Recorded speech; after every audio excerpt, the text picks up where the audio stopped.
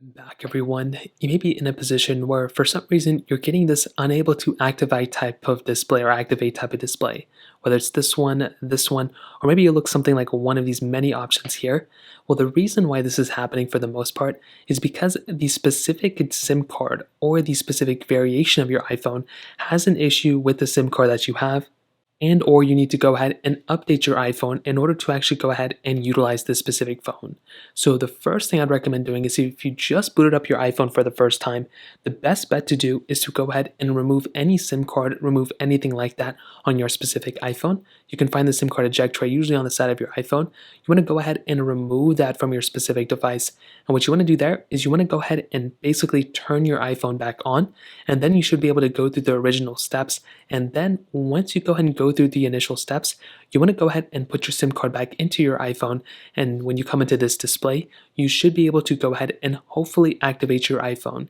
As long as there's no hardware damage to your device and or there wasn't an issue with the IMEI number, ESN number, or whatever case, hopefully your iPhone is not blacklisted. If any of those things have happened, then there may be a bigger issue at play. But if none of those things have happened, the best thing to do here is to make your way over to your settings panel of your iPhone.